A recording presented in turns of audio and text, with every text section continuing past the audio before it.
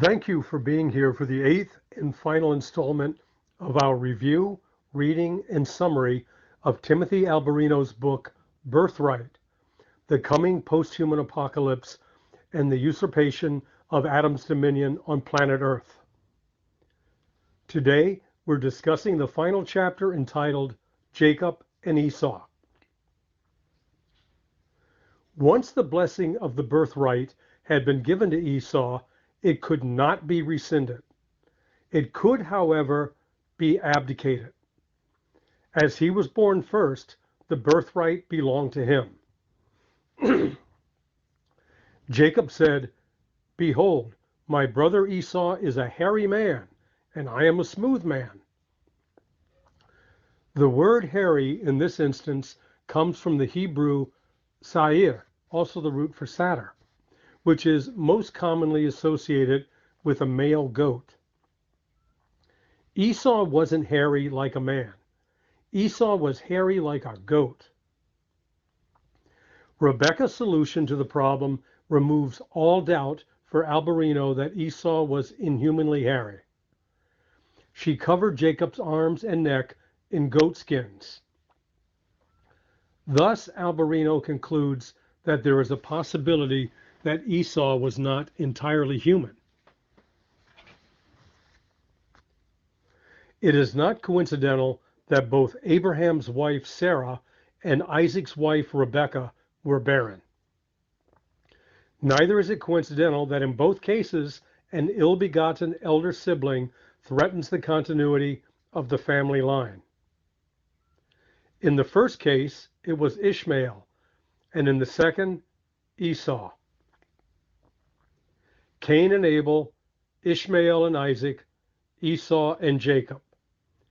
Every one of these sibling contenders was directly influenced by Satan, who intended to corrupt the bloodline of the Messiah and usurp the birthright of Adam. Had Cain, Ishmael, or Esau received the birthright instead of their younger brothers, then the birth of the Messiah would have been prevented and the dragon slayer prophecy of Genesis 3:15 forestalled. What of Rebekah and Sarah's barrenness? What of the red monstrosity that emerged from Rebekah's womb? Is it possible the dragon was tampering with the reproductive systems of these women? Was Esau the product of in vitro fertilization?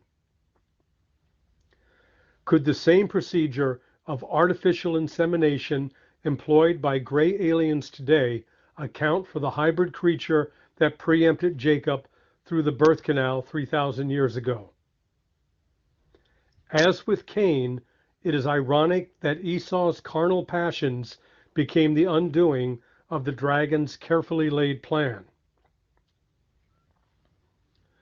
On Moriah, Abraham was not engaging in infanticide, as atheists are fond of asserting, but was the instrument to provide a preview of Yahweh's plan of salvation for mankind. It was never God's intention that Abraham sacrifice his son. The performance was meant to be interpreted as a message. The Father was going to send his own beloved Son to die for the sins of the world. Moriah means chosen by your way. Abraham and his descendants were the chosen bloodline through whom the Son of Man and the seed of the woman would come.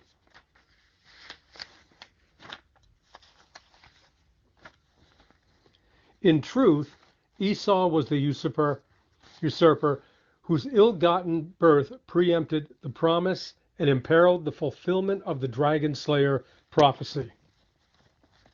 Jacob grabbed Esau's heel and took back what rightfully belonged to him and to all of us, the birthright of Adam. Jacob, like his father, was an archetype of the Messiah. The symbolic sacrifice of Isaac was a foretoken of his coming and sacrificial death. Jacob's reclaiming the birthright from Esau was a harbinger of Messiah's return at Armageddon and triumph over Apollo, the hybrid son of the dragon. The story of Jacob and Esau is the roadmap for understanding the unfolding of events at the end of the age. As the dragon cannot seize the birthright of mankind by force, he must persuade us to sell it for a bowl of stew. He must also present a claimant to the throne of Adam who is human enough to inherit the seal of his authority. This is why the dragon intends to produce a male child with a human woman, just as the Watchers did in the pre-flood world. The meaning of the earth belongs to the whole of mankind, and the birthright is inherent in our genome. Selling the dragon our birthright necessitates a genetic transformation. The prime objective of the Great Plan is to usher in a new golden age and enthrone the 10 kings of the golden race. The human hybrid progeny of the 7 dragon princes with Apollo as Lord over all. These kings, subordinate to the fathers, will lead the nations into kinetic war with the kingdom of heaven, culminating at Armageddon. The new golden age will come to pass with the confluences of 3 essential components. Number 1, the new religion that impels men to become like gods. Number 2, the disclosure of a hostile alien presence and the arrival of the golden race. Number 3, the development of Grin technologies and the emergence of post-humanity. This post-human paradigm is the key to usurping human dominion on planet Earth.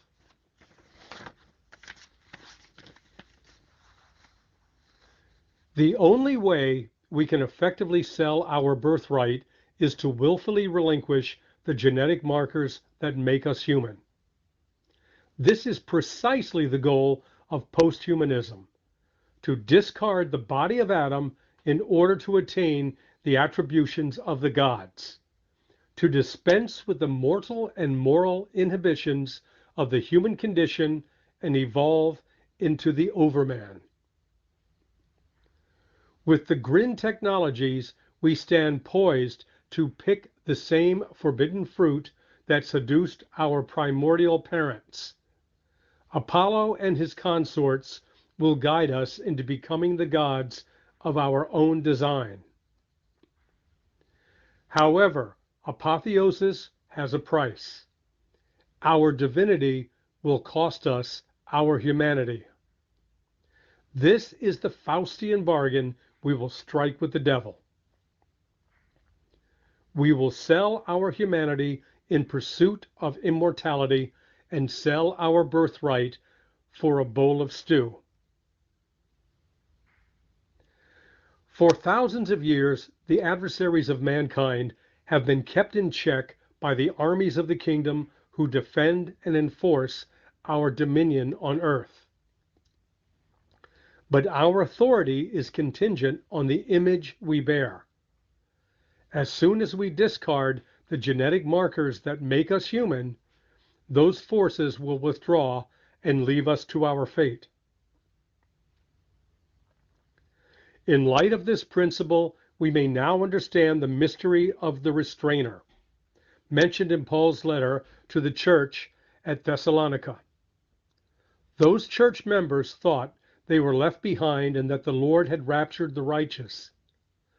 Paul was irritated by their ignorance and told them to remember that Christ will not return until the rebellion occurs and the man of lawlessness, the son of perdition, Apollo, is revealed.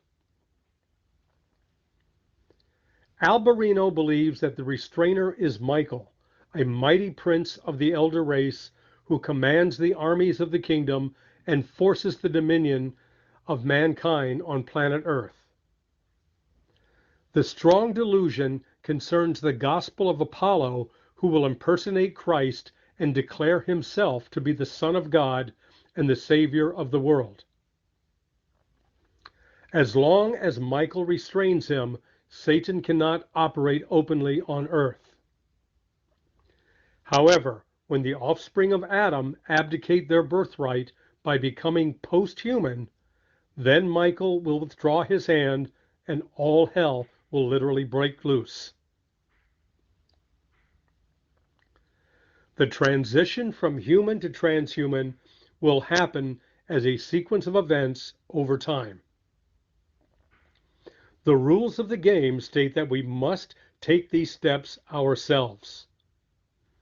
In the same way that Esau had to willfully abdicate his birthright before Jacob could usurp it, so we will have to make a conscious choice to become post-human through the implementation of our technology.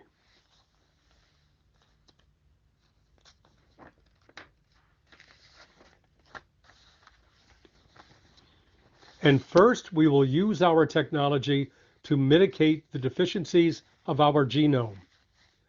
Gene therapies will successfully cure many genetic disorders, and minor cybernetic enhancements will improve abilities. Our genome will continue to degenerate quickly, and we will require an infusion of supplemental DNA from an outside source. Enter a new breed of men sent down from heaven to supply our need. Our desire to become like the gods will be greatly intensified when the progeny of the gods appear.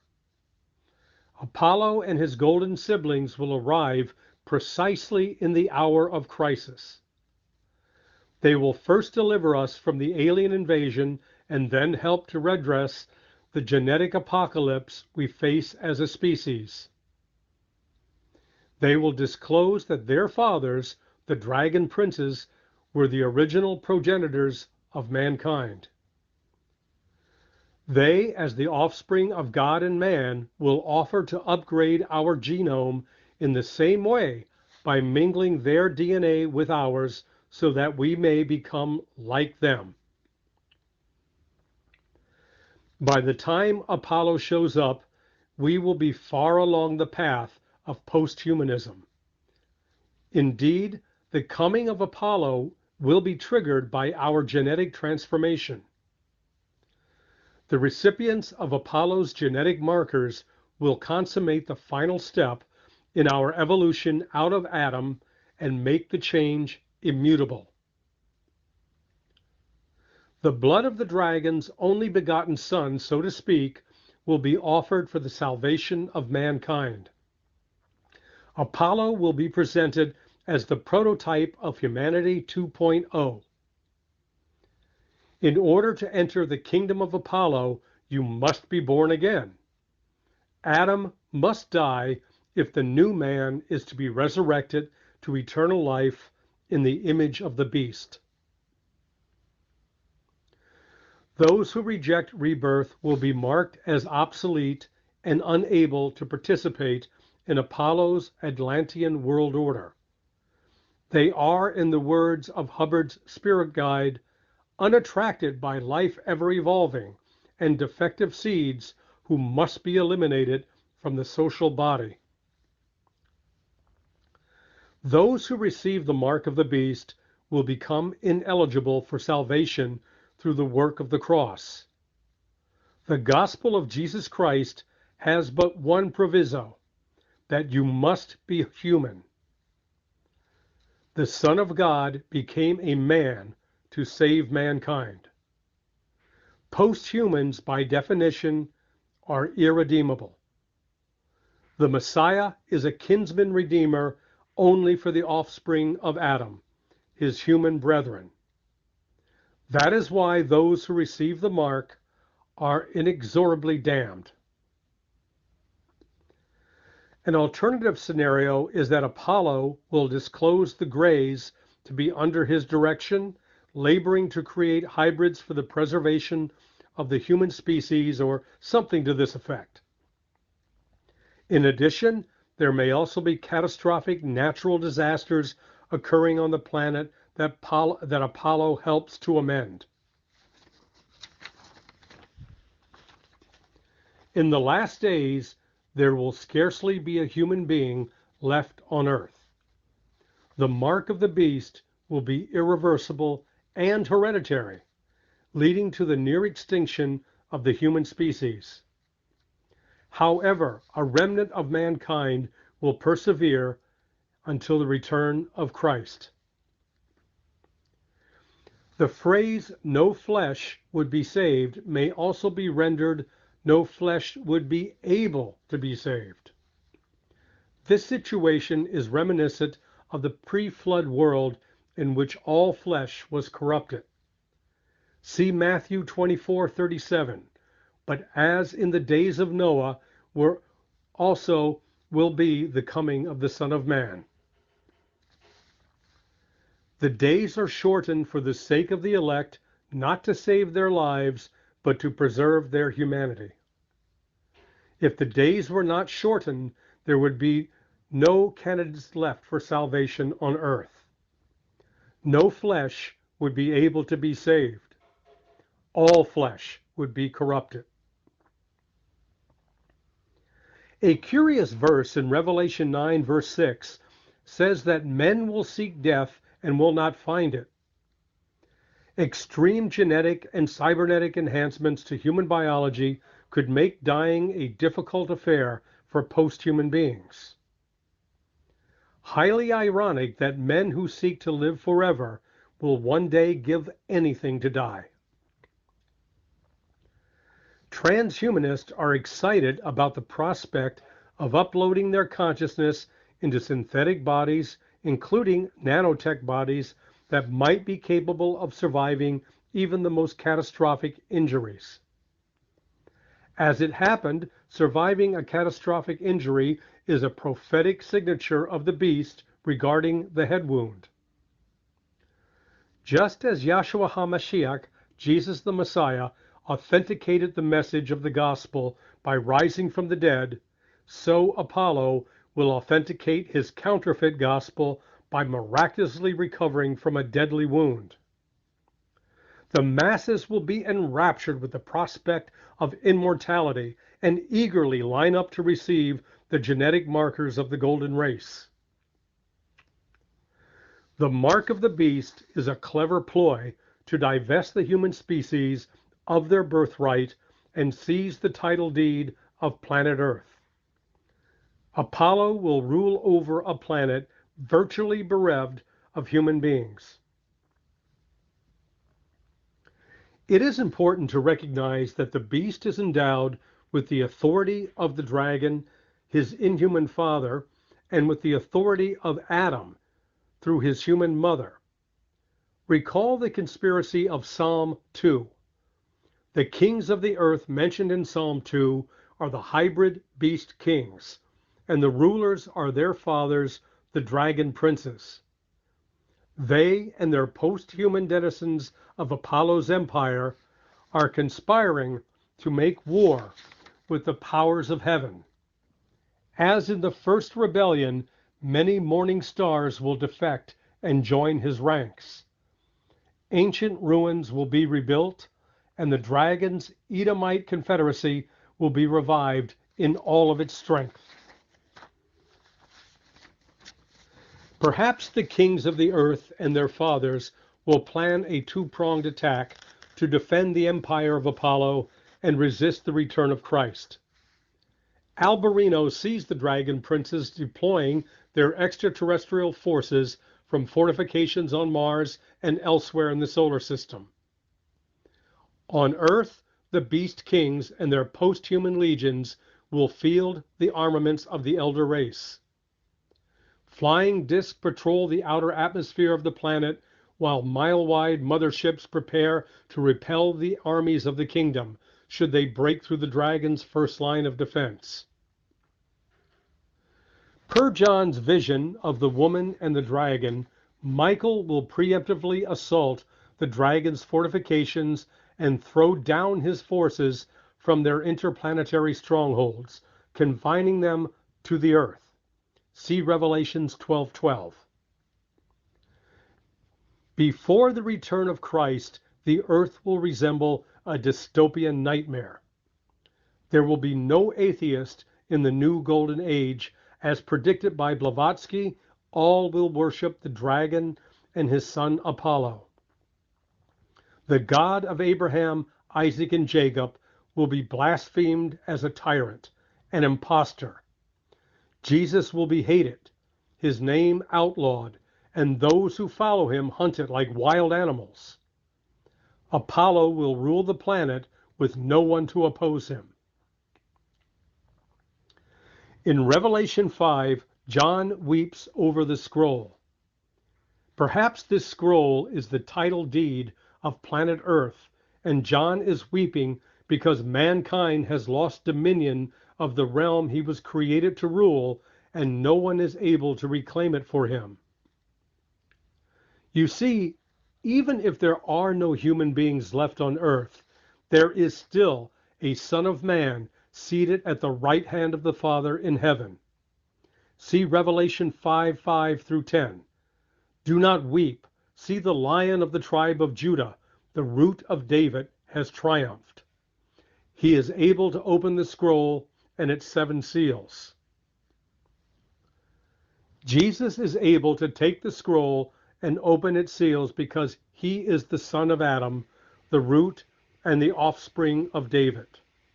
He has all authority in heaven as the Son of God and all authority on earth as the Son of Man.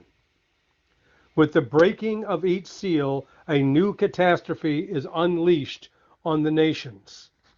Finally, when the nations lie in smoldering ruin, a trumpet blast will peal through the air, and the seed of the woman, a dragon slayer, will rise from his throne and march forth with the armies of heaven to reclaim the earth for the sons of Adam. Apollo will gather what forces remain in the valley of Armageddon and make his stand against the Prince of Princes, the King of Kings, the Lord of Lords. The beast and the false prophet will be thrown alive into the lake of fire that burns with sulfur. Daniel saw this scene just as Enoch predicted thousands of years before.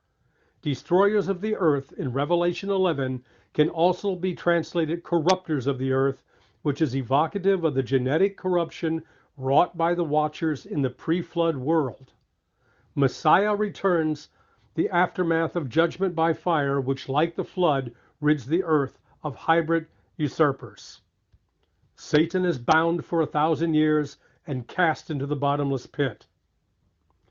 The grisly visage of a disfigured man crucified on a tree with a crown of thorns pressed into his brow is a vivid portrait of the origin and penalty of Adam's sin.